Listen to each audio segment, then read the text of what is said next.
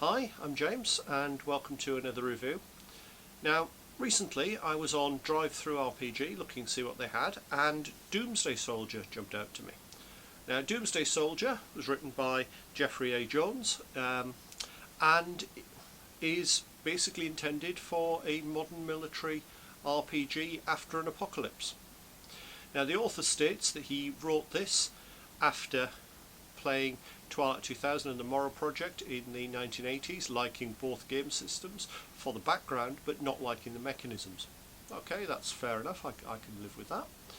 We've all got our own tastes.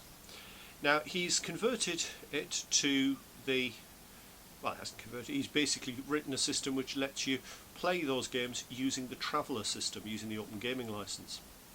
Now, that's fair enough. Traveller system is nice and robust. I remember playing it in the early 1980s, and it's improved considerably since then. Because it's got the Open Gaming License, there's no reason he can't do that.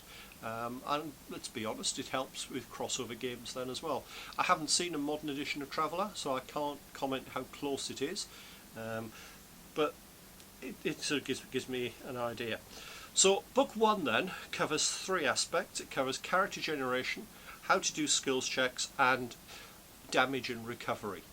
So there's not a lot in there, but it's an important foundation, and it does give me a bit of a nostalgia feel for the old Traveller, where it used to come in books 1 to 3 and it was then extended. And the cover is a bit reminiscent to me of the Morrow Project, so yeah, there's a nostalgia feel for this one, I've got to be honest. Now, it's aimed at non-military gamers, which is let's be honest, that's an awful lot of gamers. And it gives some nice background information. One thing I particularly liked was there's a page given over to team organisation, and it looks at two different types.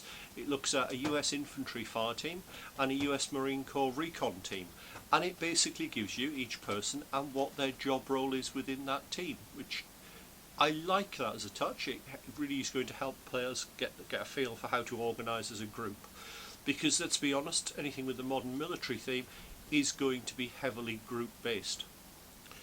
So it uses 6 attributes, all rolled on 2d6, which are physique, dexterity, willpower, knowledge, rapport and presence. Okay, fairly typical sort of attributes. I don't have any problem with that. You generate that. You then pick skills at 0 level based on your knowledge, and you then get your skills for being in the military, or it does comment you can play a civilian, so you can use the skills from that. Once you've done that, you pick 2 specialities to up to level 1 skill. So quite straightforward. Then you come to the skill descriptions. Now I did have a couple of issues with this. The skill descriptions have been pulled straight from Traveller. The admin skill, for example, refers to advocate skill, which isn't used. So, okay, another issue there. The computer skill refers to shipboard computers. Okay, yeah. Okay, minor little niggles, I can live with that. Oddly, rapport is given a skill description. So whether rapport is a skill in Traveller that's become an attribute in this, I don't know. I also got a bit confused because it listed profession examples, but it's unclear if they're skills. They're not listed in the skills list. I would have thought that yes they are, but I'm not 100% how he's doing that. I will send some feedback over DriveThruRPG for that. And really, that's the character generation side of things. Skills checks are fairly straightforward, 2d6 with modifiers based on how difficult it is and circumstances and the attribute that's covering it. So yeah, they're straightforward. Attributes and skills are decoupled, so you can use, for example, if you're using one of the more physical skills, but it's more about knowing how it's done, then knowledge could be used instead of the physique. So yeah, I always like that as a mechanism. And there's a fair bit on damage and recovery. One touch I did like is the fact if you're badly injured and you are trying to heal, it's entirely possible for you to die of your wounds without medical help, because the current state of your physique affects your healing rate. So as you start recovering, you'll recover a lot faster. nice little mechanism, very simple, and nice and elegant. I did quite like that touch. The rules are illustrated. They seem to have used a number of illustrations taken, I believe, from US Army field manuals. Just black and white line drawings, and they fit nicely. They fit the theme of the book. It is intended to look like a field manual. A lot of them are medical, which, hey, that suits me. I'm into that side of things. So I quite like that. There is a fair few blank pages at the end. I think so. It's designed to be printed in booklet format and gives you space for notes.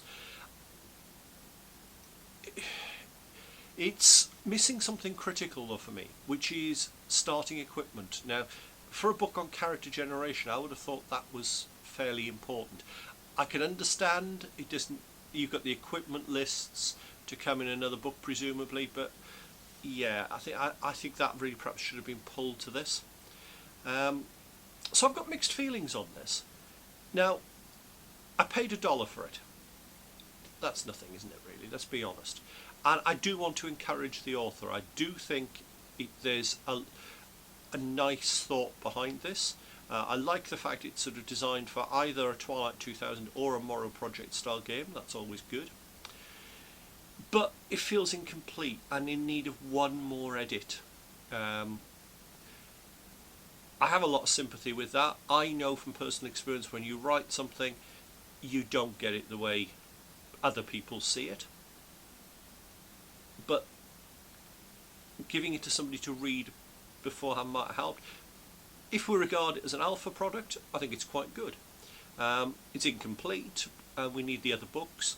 I'm going to keep a big eye on this series and see where it goes. It's got the potential to be something that's really good and playable, or it's got the potential just to be a damp squib. I really don't know. I really hope it's the first. I think that it does feel like a bit of a labour of love has gone into this. So hopefully you found that useful, and keep an eye open on the channel, and hopefully we'll have some more of those reviews as the books appear. See you soon for another review.